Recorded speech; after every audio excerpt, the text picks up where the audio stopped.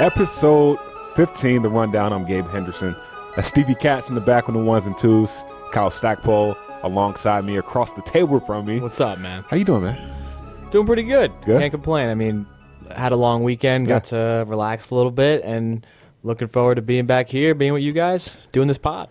Yeah, yesterday was a tough day. Sunday was a tough day. We all know of Kobe Bryant's passing. I feel like the world stopped. I know for me, I had a moment yesterday where, I was eating when I found out about the news. I had taken a nap. I woke up, checked my phone while I was eating, and I was like, Kobe? Like, not Kobe, Kobe Bryant? And it took me a while to process it. I called my brother, called my mom, and I was like, man, Kobe, this is the reason why, a lot of people play basketball. Some of my best friends, they were Kobe fans, like a lot of my friends. I feel like Kobe changed the world, changed sports in its entirety. And then after learning that his daughter died, I was just like, man, I have two nieces, so that hit me on a personal level as far as trying to come to terms of how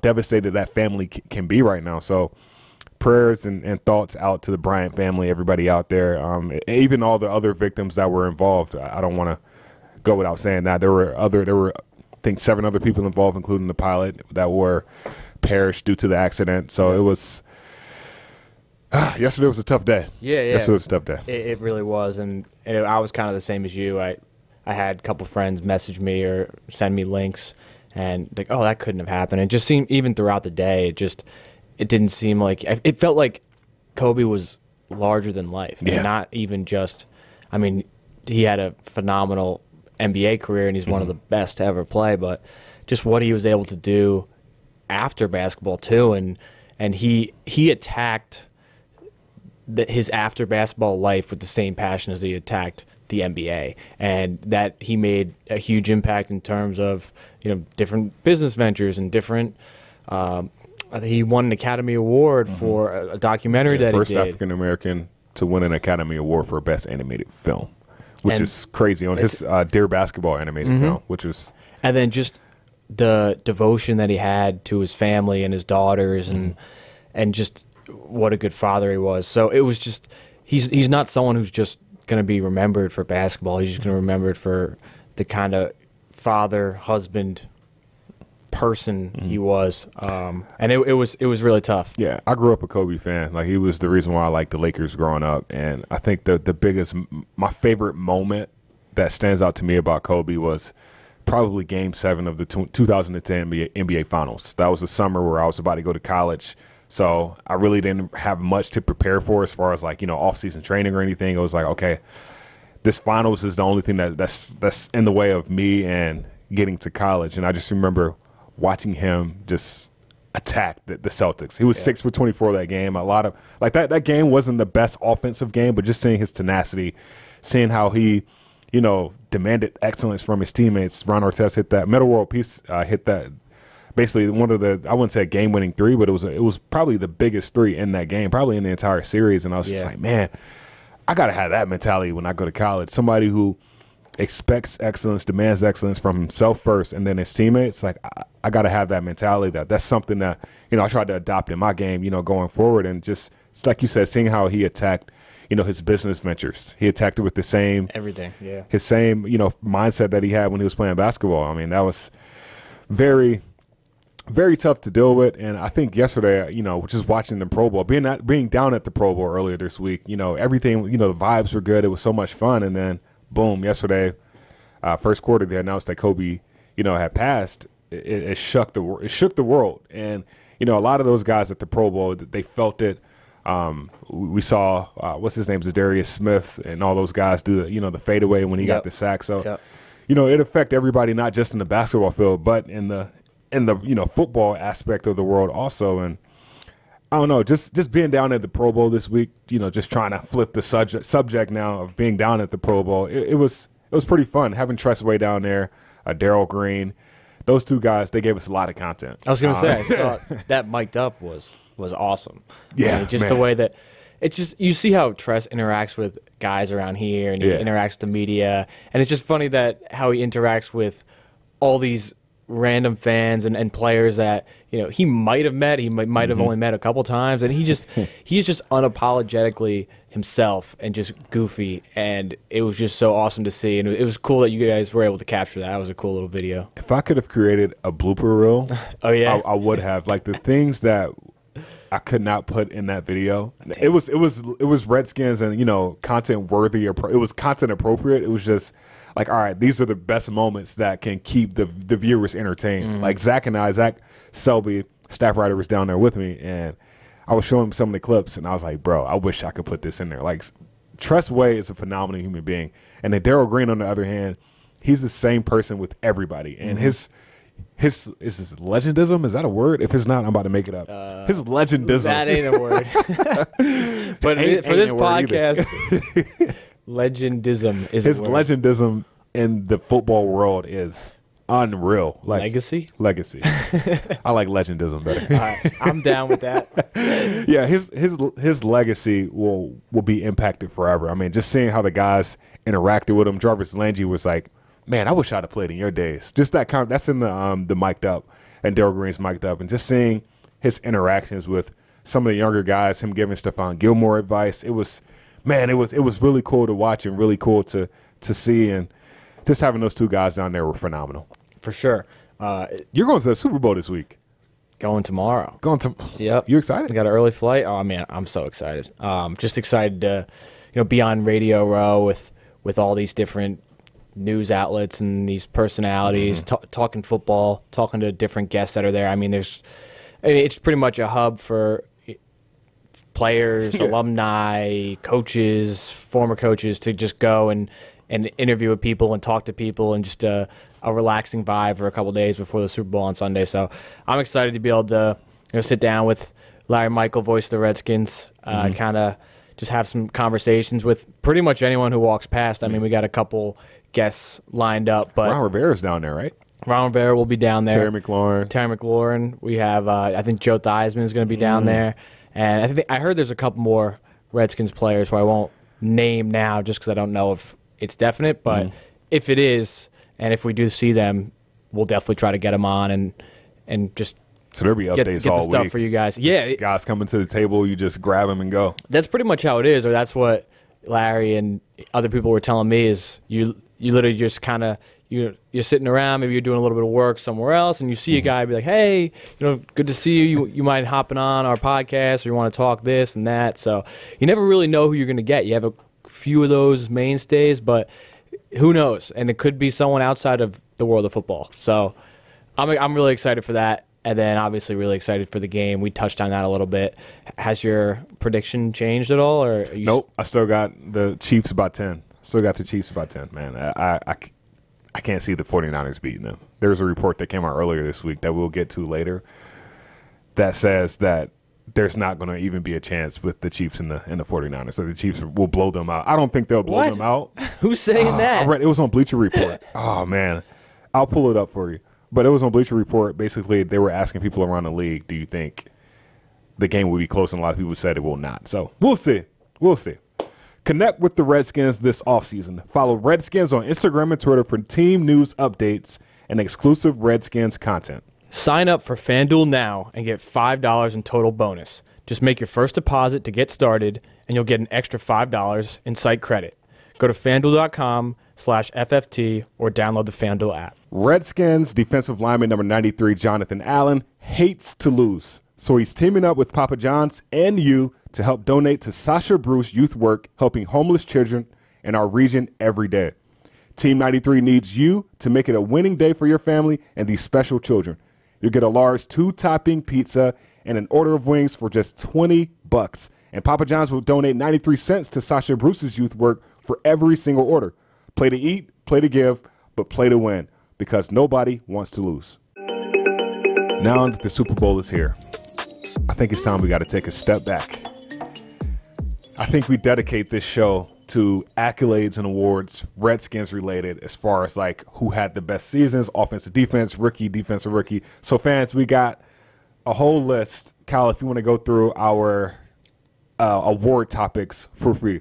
For sure, yeah. I mean, like you said, it just seems like a good time. Usually we would do this right after the season, but a couple days after the season, Ron Rivera was announced as the head coach, and there's a little bit of changes around. There was just a couple of things that went on that we kind of had to devote some time to. So before the Super Bowl, before the NFL season comes to an end, we did want to get this in, so I feel like it's a good time for it. It's a pretty quiet time outside of the Super Bowl. Yeah. So topics we have are Offensive Player of the Year, Defensive Player of the Year, Offensive Rookie of the Year, Defensive Rookie of the Year, Most Improved Player, Special Teams Player of the Year, and Best Play. And then we could also add Best Game. You wanted to add that. We can add Best Game. We can add Best Game. So I guess that's 8. I'm gonna start off, man. Offensive not Rookie of the Year. Offensive Player of the Year, in my opinion, is Adrian Peterson. I think this season, of course, we all know he missed the first game of the season, but just looking at his yards per carry in 2018, where he rushed for 1,000 yards, I think he was averaging 4.2 yards a carry. This year, he had 4.3. He had, I think, almost 50 less carries than he had in 2018. Less than 200 yards than he had in 2019 and 2018. I feel like, I mean, other than Terry McLaurin, right? I mean, Terry McLaurin is the obvious MVP here, but outside of Terry McLaurin. I mean, I'm going to say Terry McLaurin, but you can continue with because I figured you were going to do Terry McLaurin. That's why I wrote 2 down, because I know that there's only a couple for each position. So I'm like, okay, whatever he says, I'll say the other. But I mean, you were saying on AP? Yeah, I mean, just his leadership and professionalism this year. I mean, he was amazing. He was amazing, and just seeing some of the things that he did. He broke so many different records this year. It was fun to witness, you know? For sure. And so, like I said, Offensive Player of the Year, it's got to be Terry McLaurin. I won't bog it down with all the statistics since we've talked about him probably on every single podcast we've done since we started. But it's just kind of crazy to think about looking back at that.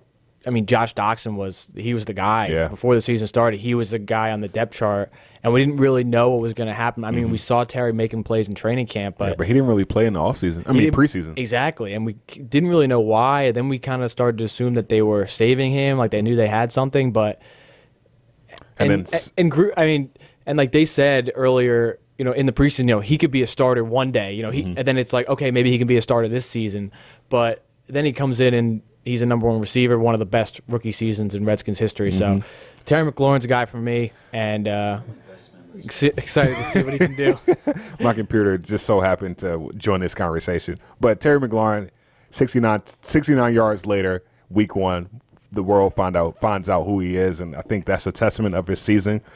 Another guy that was a new guy for me, who was my defensive player of the year, Landon Collins. Over 100 tackles, a leader on the defense. He came in.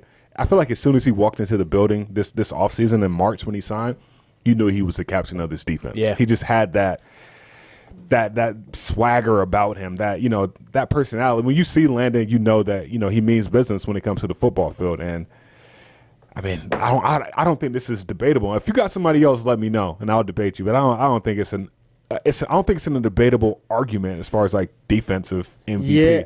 I mean, talk to me. I kind of agree with you, and kind of. I mean, I do agree with you. The one thing I'll mention about Landon though is that it doesn't feel like this was his first year here. Right. Like you said, he just came in and he was the guy. When you wanted to quote about the defense or in the secondary, he was the guy you were going to, and it was almost like he was the leader, and there wasn't really a question. And for someone to come in here after spending his first 4 seasons in New York, I think that's just kind of crazy to think about. So, I mean, Landon's a guy for me. Okay. A couple other guys, I would say. Actually, I'll stay with one.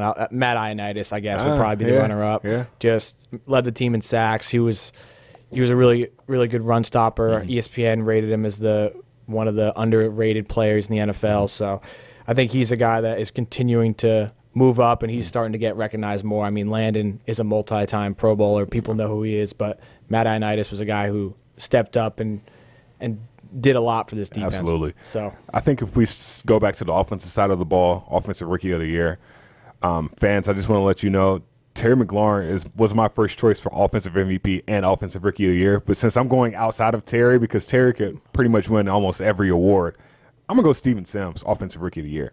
What he did the latter half of the season, 4 touchdowns in 3 games. Just, the kick return that he had against the Detroit Lions. The explosiveness we saw against the Cowboys the last game of the season. I mean, just everything that he put on tape the last few games of the season. It's hard for me not to choose him. I mean, just seeing his progression throughout the year. We all know he was behind Trey Quinn, and Trey Quinn unfortunately got injured. Mm-hmm. And, just he made the most of his opportunities. And for a guy like Steven Sims, in a league where it's about what have you done for me lately, he made his mark. And that lasting impression that all Redskins fans will know and see is the last 3 games of the season where he had 4 touchdowns. The Cowboys game, was it Cowboys, Eagles and Giants. Yeah. Yep. So just seeing what he did during the latter part of the season, man, you can't ask for anything better than that. So outside of Terry McLaurin, Steven Sims is my offensive rookie of the year. I agree with you. I think I would say put him at number 2. I think behind him would be Dwayne Haskins. I would say if it was offensive rookie of the year for the last month of the season, I think Haskins might beat everyone just because of how he came on at the end. But it's tough because he didn't start the first half of the year. Then he came in and he struggled, but he was still a guy that by the end of it, this was his offense, and I think he finished the year with 7 touchdowns, no interceptions. So Eagles game, Giants 2 touchdowns, 0 interceptions. Eagles 2-0. Packers, he had that one interception before the half. And then other than that, the last 4 games of the season, he only had 1 interception. He had 5 touchdowns, 1 interception. So you can't. So still, and he just looks so much more comfortable. So, like I said, Sims would be number 2, but throw Haskins in there. If you're mentioning offensive rookies, you have to mention at least what Haskins was able to do the last couple games. So, I think defensive rookie of the year. I'll let you start with yours. All right. I don't know if we're going to agree or not. I don't think we will. I'm going to say Montez Sweat. Ooh. And I just think that a lot of people got on him because he had a slow start to the year, and everyone expected him more than Haskins to come in right away and have this major impact opposite Kerrigan. And he didn't do much the first half, but he really came on strong the second half of the year. I mean, he finished second on the team in sacks, 7 sacks for a rookie. And he was dealing with a lot of different things. He was playing on the opposite side as he was used to in college. He was playing. It was an adjustment for him. Yeah, it was a huge adjustment, and he was playing in 2-point stance, and he was usually in a 3-point stance, and there was just a lot of stuff to deal with. And for him to still finish the year second on the team in sacks is a testament to what he was able to do. So I know it wasn't a full year, but still, you look back at the numbers. And I think they're deserving for Rookie of the Year. Yeah, what was that? He had 4.5 sacks in the last 6 games, 2 sacks against Dallas, Montez Sweat. But I do disagree with you. I think Cole Holcomb is my guy. That's fair. 105 tackles, 3 forced fumbles, 1 sack. I mean, Montez Sweat did have a phenomenal year for a rookie, and I think he's going to be a lot better.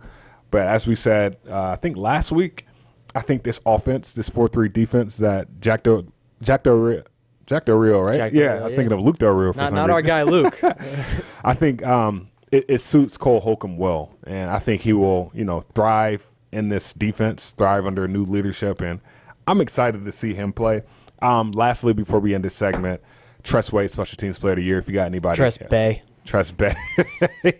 Tress Bay. That should be a seasoning.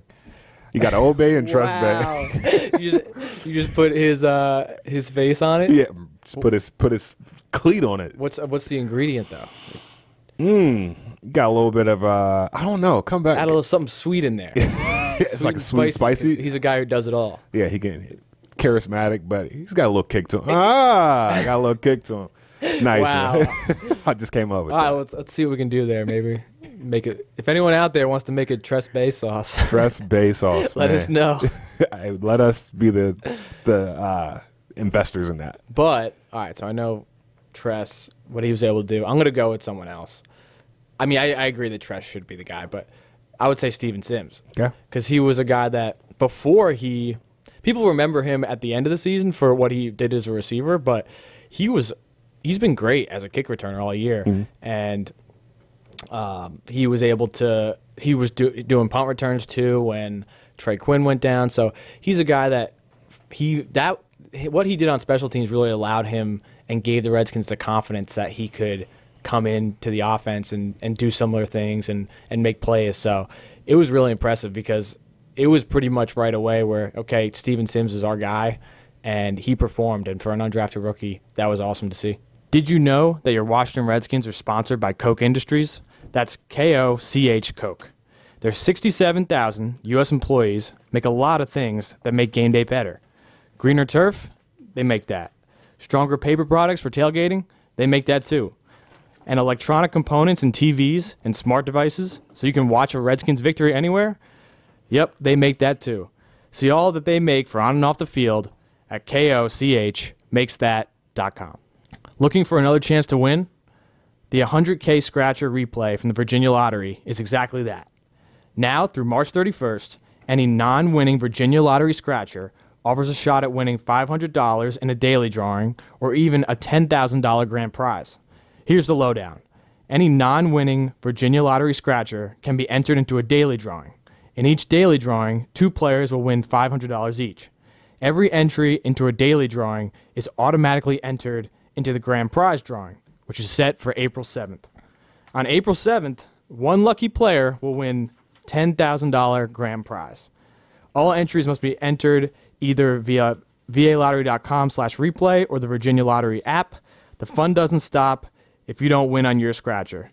Just replay it with the 100K Scratcher replay. Visit valottery.com/replay for more information. The odds of winning a prize in the $100,000 Scratcher replay promotion depend on the number of entries received. All right, we're continuing our Redskins accolades of the season. We've gave our offensive defensive MVP, offensive defensive rookie MVP, rookie of the year, same thing, and then special teams before we end the break. Now moving to most improved player. I got to say Ryan Anderson, man. Ryan Anderson had it wasn't, when you look at the paper, it wasn't, a phenomenal year. But in 2018, I got some stats for you. 2018, he played 13 games, 18 tackles, 2 sacks. This year, finished the entire season, 16 games, 44 tackles, 4 sacks, 5 forced fumbles, 2 fumble recoveries, and 1 pass breakup, pass deflection, PBU. Like, he came on. His progression this season was phenomenal. And then, we all know Ryan Kerrigan went out late earlier in the season. I don't think we missed a beat. Ryan Kerrigan is a phenomenal player. We all know what he's done for this franchise. But seeing Ryan Anderson and the contributions that he made to this defense, I mean, even to the offense also. He was a lead blocker on some of the touchdown runs this year. So before they brought in Michael Burton. Exactly. Yeah, so he was their guy. So I think his season, it may go under the water of like, okay, this is just another year. Okay, whatever, okay year for him. But he, by far, in my opinion, deserves most improved player. And I know you probably have another guy. That was actually a really good one that I didn't really think about. I listed 2. One of them was Matt Ioannidis, and I think he would probably be my guy if I didn't do him for the defensive player of the year. But I'll go with Quinton Dunbar, and it's hard because it's not – he was hurt last year, and he had a good start to last year, so you don't really know what he could have done last year. Would he have been as productive as he was this year? But still, I mean, he 4 interceptions. I think he was according to Pro Football Focus, the highest or maybe number 2 highest graded cornerback through the regular season. And he was a guy that made a lot of plays when he was healthy, and he's just a guy that a former receiver that just continues to develop and continues to get better. And he's really coming on as the Redskins. I mean, he has the potential, and he might already be a number 1 corner for sure in this league. So it was exciting to see him and what he was able to do this year. You named those 3 players. That's a pretty good argument. That's a tough argument to do because all 3 of those players were great. You got your Ryan Anderson, Matt Ioannidis, and your Quinton Dunbar. So I know that was probably a little tougher for you to try to figure that out. Bro. Yeah, but there was enough guys that showed a lot this year, and it's really exciting to see what they can do next year too. I'm going to combine these next 2 awards. Okay. I think these are our last 2. Best game and play of the year. I'm going to combine the 2. I think the best game that the Redskins had this year, in my opinion, was the win in Carolina.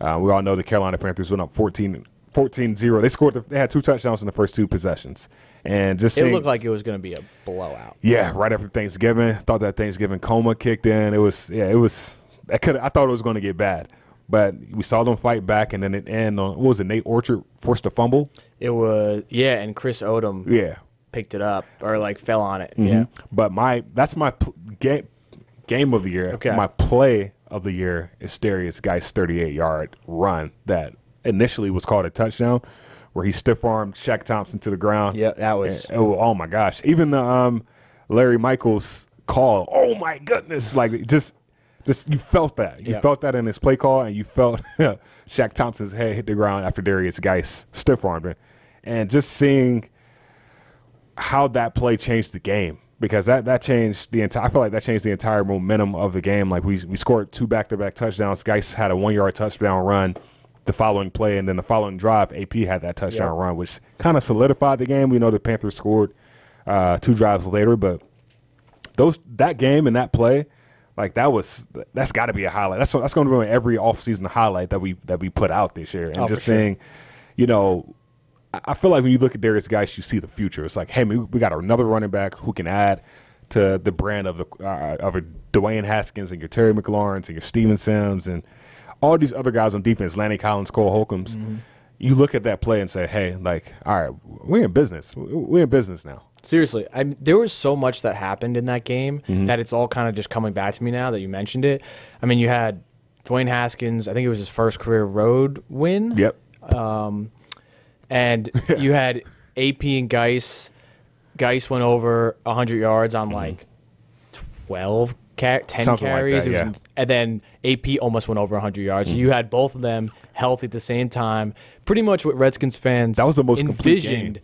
Yeah, in the beginning of the year, and you had both of them just go off and lead the Redskins to victory. And then defensively, you had Ryan Kerrigan was out. Yeah. Montez Sweat got hurt at halftime or before half. Ryan Anderson got ejected. So they were playing with Chris Odom and Nate Orchard, like you mentioned. Odom was on the practice squad. Orchard was signed earlier that week. Right. And they had to play pretty much the entire second half. And then they're the guys that make the play at the end. Yeah. So it was just so much craziness that happened. Also the fact that the Redskins were up and you thought the game was over. Yeah. And then the Panthers score and they get an onside kick and then they go down the field and they had to make it interesting. And you're just thinking, this game's going overtime and we're going to see what happens. There was just so many momentum shifts and you thought this team had it, you thought this was going to happen, and the fact that it ended the way it did with 2 guys that really, I mean, if not for injuries, wouldn't have been playing. So it was not only the best game for the Redskins, but I would say it was the most exciting game all year. And I don't think that was that close. Oh, my play. You got to talk your play. There's like a lot of good plays. I'm gonna go with, and you mentioned this earlier, Terry McLaurin's 69-yard touchdown against First the Eagles. touchdown of the season. Second touchdown after Vernon Davis. That's true. That's true. I forgot about that. That play, just from a play-wise, that might have been the best one, just because of what he's hurdled 2 defenders. The guys ran into each other. He ran into the end zone, and no one in Philadelphia knew what to even think of it because they were just shocked. But anyway, I think I chose the McLaurin play because of the significance that it had, because we heard so much about what he might be able to do, and he could be a guy that comes in, and he was going to be the starter now, and just how he was able to run away from the defense and just introduce himself to the NFL and show fans game 1, 20 minutes into game action, I'm here. I'm not just a third-round pick, a contributor. I'm going to be that guy, that number one guy. And he continued it throughout the year. Yeah. And, I mean, I think it might have, even if he wasn't as productive as he ended up being, I probably still would have had this as my play just because it was all the factors that surrounded it. But he backed it up, and he showed it game in, game out. So that was definitely the play for me. Who's your players to watch as we wrap this up? Who's your players to watch this year? Players to watch, or player that you're expecting. So we mentioned a lot of the rookies. So I kind of want to stay away from the rookies. I'm gonna go with I'm going to go with Fabian Morale. So I think he was a guy that he was hurt earlier this year, but he came in down the stretch and did a nice job on the outside. And I think he's just someone that this was his 3rd year this year, so I think with another year of experience, another year working opposite of Quinton Dunbar, or whether he's on the outside or in the slot, he's going to be a guy that I think plays a factor in this defense. And the fact that he was able to show himself towards the end of the year before he ended up getting hurt again, but it's another sign because they're going to need someone out there. So I would say him. It's tough, right? Yeah, that is tough. I want to say, like last week I went on a rant about how I expect John Allen just to thrive in this defense. So I don't want to say him again. John Allen. I don't want to, but okay. Like, I just expect John just to have a phenomenal year this year. Where he got hurt the first game of the season, missed a couple games. I think that it serves him well having a full offseason under his belt with a new coaching staff, fully healthy. He knows how to play through injury now. Like, last year was like his first year of adversity, so he knows how to get over adversity and at this level of competition. Not saying that he never did know how to, but you don't really know anything until you actually experience it. That's a thing that I hold close to me. Like, until you experience something, you really don't understand and know what's going on. So I think John Allen, I'm excited to watch him play. I think he has a 2019 Matt Ioannidis-esque type of year. Okay. And I think Ioannidis just steps his game up that even more. And Deron Payne, you can't forget about him. I just think that D-line is just going to be phenomenal. Well, I'm sure that Allen and Payne were annoyed because they bet before the year who's going to have the most tackles, who's going to have the most sacks, and Ioannidis has the most sacks, and I'm sure they're chomping at the bit and saying we're going to get at least 10 sacks next year. So before we get out of here, 2 other players that I just thought of that were injured all this year. So one defense, one offense. Rueben Foster on defense. Ooh, yeah. And we're still not sure what the timetable is when he comes back and what's going to happen, but he's a guy that has tremendous potential, and he was a former first-round pick. He's got the speed, the size, the length. He's pretty much everything you want in a middle linebacker. So that would be a guy defensively. And then offensively, Bryce Love, a rookie that we've talked about all these rookies, and we haven't mentioned him because he just hasn't been on the field. And a guy he's explosive, man. He had a ton of hype coming out of college. Well, even Could've more. left his junior year. Even more if he left his junior year, he would have been a first-round pick. Yeah. So... And he's a guy where, especially not sure what's going to happen with Chris Thompson, he's set to become a free agent. But I think either way, Bryce Love is going to end up carving himself a role within this offense and just being another guy that the Redskins can turn to. I mean, they just have all these guys that can run the ball, and if they can all stay healthy, it's going to be really dangerous. Where can fans listen to us? They can listen to us everywhere. I mean, you can listen to us on wherever you get your podcast, Apple Podcasts, Spotify, Google Play, Stitcher. Just heard about that. TuneIn, what? Stitcher. I've never heard of Stitcher. Me neither. But I always hear other podcasts saying you can listen to us on Stitcher, so I guess try to listen to us there too. Yeah. You can watch and listen on YouTube, and you can watch and listen on Redskins.com. If you don't know where our podcasts are, let's just blame Stevie because Stevie puts it out on the air. No, I'm joking. Stevie does a great job of producing all of our podcasts. She does.